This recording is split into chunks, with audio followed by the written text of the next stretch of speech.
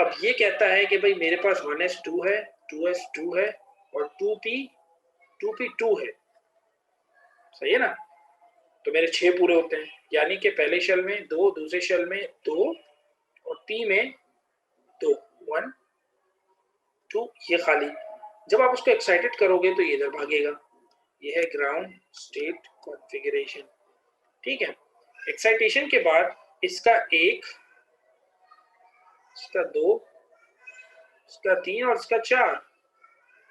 तो अब टेक्निकली इसको होना चाहिए sp3 हाइब्रिडाइजेशन, मगर ये मनमौजी है। ये कभी sp2 भी बना लेता है, कभी sp भी बना लेता है और कभी sp3 भी बना लेता है। तो इसलिए आप कंफ्यूज हो जाते हो कि यार कब ये sp2 बनाता है, कब sp3 बनाता है। इसके लिए हमें कोई होशियारी नहीं करनी, ठीक है, समझ लो इस बात को। हमें कोई होशियारी नहीं करनी, जो एग्जामिनर बोलेगा वैसे बना देना है। मिसाल के तौर पे अब अगर इसने sp3 बनाया तो इस sp3 का मतलब क्या है कि ये 4 लोब्स होंगे, ठीक है। 3 डायमेंशनल स्ट्रक्चर में अगर 4 इलेक्ट्रॉन को मुझे फिल करना है तो वो 4 या तो 90 डिग्रीज बनाएंगे, ठीक है। तो जैसे अगर मैं आपसे कहूं कि ये सेंट्रल एटम है, ये सेंटर है बिल्कुल, और मैं यहाँ से अगर देखूं तो एक को मैं बोलूं इधर चले जाओ, एक को बोलूं इधर चले जाओ, एक को बोलूं इधर चले जाओ, एक को बोलूं इधर चले जाओ, तो 4 हो जाएंगे। तो क्या इससे बेहतर 90 डिग्रीज है ना ये सारे, तो इससे बेहतर कोई हमारे पास ज्योमेट्री हो सकती थी? तो हमने जब देखा तो हमने ये देखा कि इससे बेहतर ज्योमेट्री होती है कि टेट्राहेड्रल शेप में चला जाए। टेट्राहेड्रल शेप में कैसे जाएगा? यानी कि पहले वो प्लेन में इस तरह से थे, तो एक इधर गया, एक इधर गया और एक इधर गया, ठीक।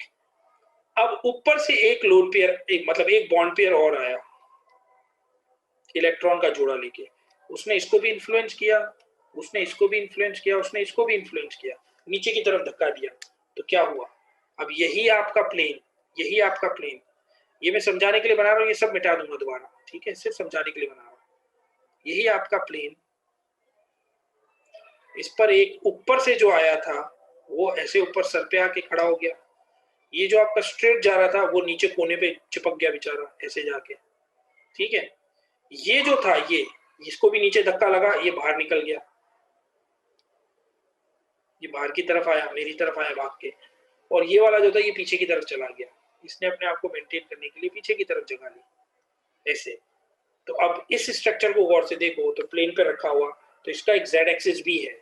अब इनका जो बॉन्ड एंगल बना दैट इज 109.5 डिग्री, ठीक है। और इस शेप को आप टेट्राहेड्रल कहते हो। ये शेप आपने कई बार देखा है, कई बार देखा है कार्बन में, आपने देखा ना कि ये यूं होता है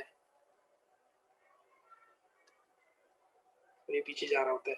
this is the shape of methane CH4, this is the shape of diamond, diamond भी ऐसे ही होता है। ये सब कार्बन से जुड़े होते हैं, ये कार्बन, ये कार्बन, ये कार्बन, ये कार्बन, ठीक है। लेकिन इस वक्त हम एलोट्रॉप्स नहीं पढ़ रहे, हम लोग तो कंपाउंड्स पढ़ रहे हैं। तो जब आप कंपाउंड की बात करोगे तो कोवेलेंट बॉन्डिंग कैसे होती है, फिर उसकी बॉन्डिंग एंगल कैसे बनता है, तो दैट इज sp3 हाइब्रिडाइजेशन। तो sp3 जब भी बनेगा तो sp3 के लिए शर्त क्या है कि अगर 4 बॉन्ड पेयर्स हुए और 0 लोन पेयर हुआ तो आपका बॉन्ड एंगल हमेशा 109 डिग्रीज बनता है, 0.5, और इसकी ज्योमेट्री हमेशा टेट्राहेड्रल होती है, ठीक है। और ये जो हाइब्रिडाइजेशन कहलाती है sp3 हाइब्रिडाइजेशन कहलाती है। इसकी एग्जांपल में बहुत सारे कंपाउंड्स हैं, जैसे मेन कंपाउंड्स है CCl4 एंड CH4। तो अगर मैं कहूँ CH4 और CCl4 को ड्रॉ करो तो आप ऐसे ड्रॉ करोगे 1 2 3, ये वेज होता है, ये मेरी तरफ आ रहा है, ये अबव द प्लेन और ये बिलो द प्लेन, ये पीछे जा रहा है, ठीक है। तो this is above the plane, this is below the plane, and these are on the plane, ठीक है। तो ये हुआ हाइड्रोजन, ये हुआ हाइड्रोजन, ये हुआ हाइड्रोजन, ये हुआ हाइड्रोजन। ओ लेवल पे तो कभी जिंदगी में नहीं सोचा होगा कि ऐसी केमिस्ट्री ऐसी हो जाएगी, जी भाई ऐसे ही हो जाएगी। तो ये 109.5 डिग्रीज आपके पास बन जाएगा, ठीक है। Now this is your bond angle. ये कब होगा? जब आपके 4 बॉन्ड पेयर हो और 0 लोन पेयर हो, तो हमेशा sp3 बनता है, ठीक है। इसी तरह का CCl4 बनाओगे तो CCl4 अब ऐसे मत बनाना 1 2 3 4 Cl बना लिया, चल भाई, कोशिश करना कैसे मत बनाओ, अगर ऐसे बना लो तो कोई गड़बड़ नहीं है, कोई हर्ज नहीं।